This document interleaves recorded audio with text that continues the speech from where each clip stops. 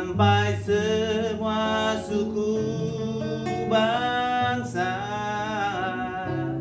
mengenalmu ya Allah.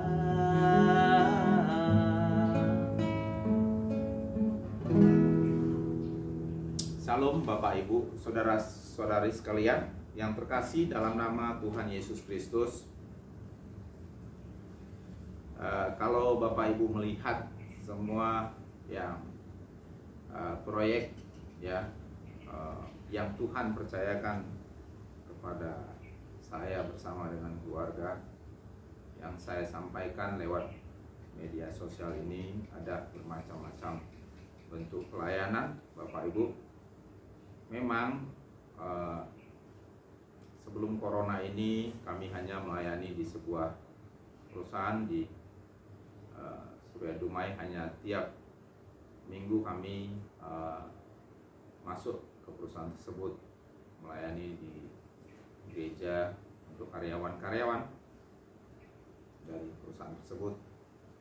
Namun Bapak Ibu, setelah dan hari-hari yang lain kami suami istri itu bekerja sebagai pengajar musik, yaitu guru piano, biola, dan bermacam-macam alat musik. Kami memang mengajar di gereja-gereja, tapi juga kami mengajar perorangan. Namun lewat suatu peristiwa Bapak Ibu, corona ya 1,5 tahun yang lalu, di mana kami tidak bisa melakukan kembali kegiatan aktivitas, baik juga mengajar les ya, karena corona, dan juga pelayanan di perusahaan tersebut tidak bisa masuk karena di lockdown. Jadi kami tidak punya kegiatan. Nah, kami mulai diingatkan kembali akan panggilan kami ya, ketika kami belajar di STT ya. Saya menamatkan kuliah STT dan istri saya menamatkan kuliah musik gereja. Nah, kami mulai berpikir apa yang harus kami kerjakan. Kami bergumul, kami berdoa, dan akhirnya kami memulai suatu pelayanan di Pekanbaru di Pelda Sakti. Kami mulai dari 1 jiwa Bapak Ibu, dan kami masuk melalui pemberdayaan masyarakat, Bapak Ibu petani, tanam kacang panjang, tanam jagung. Jadi bisa lihat situ. Lalu kemudian melalui pemberdayaan masyarakat itu kami bertemu dengan banyak-banyak orang.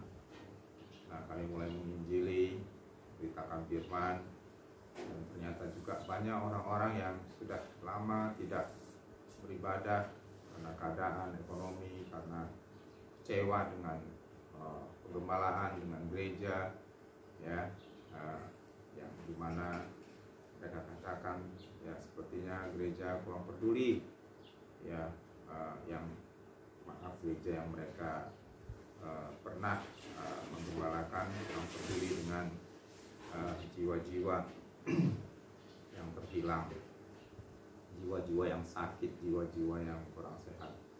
Lalu kami mulai terus bergumul dan berdoa, mulai mengumpulkan, dan akhirnya terbentuklah sebuah pelayanan di sebuah rumah yang terbuat dari kayu. Kami mulai pelayanan di situ, pelayanan penggembalaan, dan kami mulai dengan pertolongan Tuhan, Bapak Ibu, dan kemampuan jemaat yang sangat minim, karena jemaat-jemaat kami adalah bekerja harian lepas dan menanam bertani di lahan-lahan yang numpang, lahan-lahan di mana yang tidak terpakai dengan orang dipinjam. Nah, akhirnya kami bisa dipinjami oleh seorang ibu untuk membeli lahan. Lahan kami hanya kecil, Bapak Ibu. Kami hanya mampu membeli lahan, itu pun kami berutang hanya 130. Itulah yang Bapak Ibu lihat sedang ditimbun 130 meter. Itu pun kami sudah kewalahan membayarnya, dan saat ini kami hanya berhasil dalam penimbunan saja. Selanjutnya kami tidak tahu bagaimana cara pembangunan. Kami hanya membangun. Sebenarnya harapan kami bagaimana bisa kami bisa beribadah, mempunyai tempat walaupun mungkin hanya terbuat dari papan saja, karena di rumah itu juga sudah tidak muat dan sering kali hujan, kami juga bocor ya. Jadi kami merindukan sebuah tempat ibadah, Bapak Ibu. Tetapi meskipun demikian, dalam segala keterbatasan kami tetap berusaha ya untuk membangun pelayanan supaya kami memberikan perubahan di tengah-tengah masyarakat.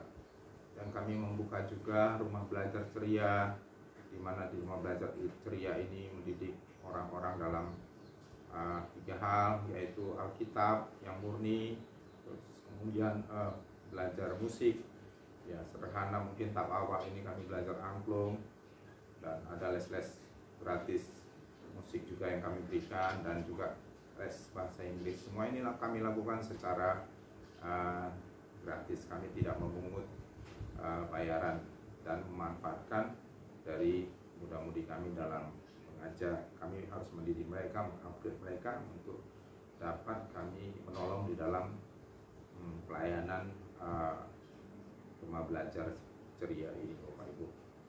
Dan kami juga melayani orang-orang yang tidak terlayani, yang sakit. Seperti Bapak Ibu lihat, ada sakit kanker seorang anak muda umur 1 tahun. Ada seorang bapak yang kakinya putus kecelakaan dan mengharapkan kaki palsu yang sudah lama bertahun-tahun yang mengharapkan, tapi belum ada juga berkat untuk memberikannya kaki palsu. Dan ada juga seorang ibu yang stroke, anaknya juga banyak, yang tak tahu kehidupannya sebagaimana untuk mencukupi kebutuhan hidupnya.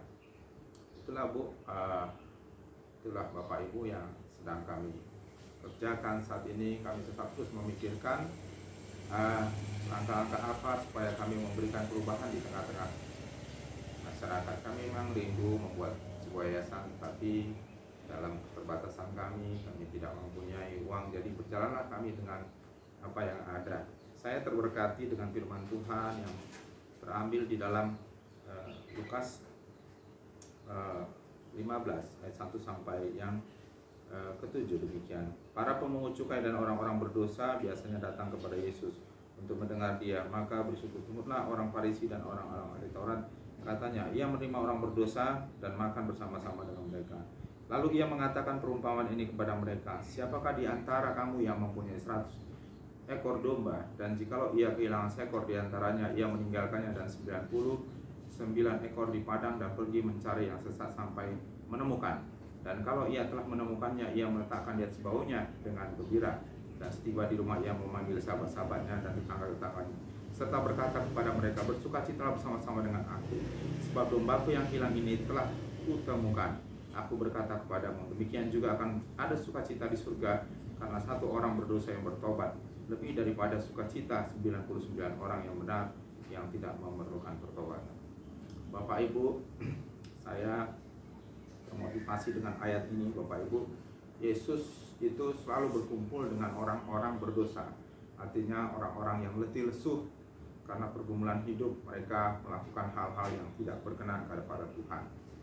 Dan Yesus katakan, ya ada 99 domba di kandang. Ya 99 ini ya dibiarkan oleh penggembala itu, lalu dia mencari domba yang satu yang hilang. Nah, kesukacitaan yang terjadi Bapak Ibu adalah bukan kesukacitaan karena 99 domba yang di kandang ini, artinya domba yang sudah mapan ini, tetapi kesukaan Tuhan adalah kesukaan tuh karena ada satu domba yang hilang kembali. Ya, kembali dan di kandang, itulah kesukaan Tuhan itu. Bahkan dikatakan di sini yaitu ada sukacita di sorga, Bapak Ibu, karena satu orang berdosa ini bertobat, Bapak Ibu. Memang untuk membuat bertobat itu sangat susah, Bapak Ibu, melalui proses pemberitaan firman Tuhan, dan kita harus membimbing mereka. Di dalam membimbing ini kita harus memberikan teladan kepada mereka. Kita harus terlebih dahulu ya menghidupi firman Tuhan itu di dalam diri kita. Bukan hanya saya sebagai gembala, bukan hanya saya, tapi juga istri, anak saya. Saya memiliki 3 anak, Bapak Ibu. Nah, anak saya satu kuliah musik gereja di Jogja, di Ukraina, dan satu lagi anak saya kuliah di arsitek di Calvin Institute yang Bapak Stephen Tong dirikan. Nah, satu lagi di rumah ibu. Saya juga harus memberikan teladan, Bapak Ibu. Di mana juga ya saya bergumul harus mencari kehidupan di situasi yang sulit ini, corona ini, Bapak Ibu, untuk mencukupi kebutuhan hidup kami, ekonomi kami, supaya tidak menjadi batu sandungan bagi jemaat, dan juga harus melayani jemaat. Karena di pelayanan jemaat ini, Bapak Ibu, 3 pelayanan ini yang sekarang sudah dibuka di PT ya, di Surya Dumai, adalah orang-orang yang kurang mampu semua. Jadi saya tidak bisa mengharapkan persembahan untuk memenuhi biaya hidup kami. Bahkan di sini saya harus memberi kepada mereka, Bapak Ibu. Bagaimana saya memberi kepada dia? Puji Tuhan, saya sebagai guru piano ya, kadang ada berkat-berkat yang dikasih oleh orang tua murid itu, ya itulah kami bagi-bagi, Bapak Ibu, bagaimana supaya pelayanan ini bisa berjalan. Jadi melalui firman Tuhan inilah saya terinspirasi, Bapak Ibu. Ya, ini suatu, Bapak Ibu, teguran ya kepada kita juga, gereja-gereja, supaya kita jangan berfokus kepada, Bapak Ibu, domba-domba yang sudah terkumpulkan di kandang itu. Tetapi marilah dengan domba-domba yang terkumpul di kandang itu, mereka membayar perpuluhan atau mereka memberi ucapan syukur, kita bagi ucapan syukur itu, kita bagi perpuluhan itu untuk mencari domba-domba yang hilang ini, Bapak Ibu. Orang-orang berdosa di luar sana itu banyak. Untuk menyelamatkan satu orang berdosa itu sangat susah, Bapak Ibu. Tidak mudah seperti membalikkan telapak tangan. Kadang kita memberi firman, Bapak Ibu, kepada mereka itu kan keadaan sulit, keadaan yang susah dari mereka itu susah mereka menerima. Kadang kita harus mengulurkan tangan kita, kadang kita harus memberi, Bapak Ibu, dalam memberitakan Injil itu. Nah, disinilah domba yang 99 inilah dengan yang susu mereka, dengan bulu mereka, membiayai ya perjalanan misi kita untuk mencari domba-domba yang terhilang ini. Jadi pesan saya kepada kawan-kawan, kepada orang-orang yang terbeban, marilah kita bersama-sama ya, bergandengan tangan, kita sebagai tubuh Kristus, berjalanlah sesuai dengan panggilan kita masing-masing, berjalanlah sesuai dengan talenta kita dengan masing-masing. Kalau Anda sebagai pengusaha, Anda ambillah bagian sebagai donatur. Kalau Anda sebagai guru, ambillah bagian sebagai pengajar. Kalau Anda sebagai seorang intelektual, berilah ilmu Anda. Pikirkanlah apa yang Anda bisa berikan bagi pekerjaan Tuhan.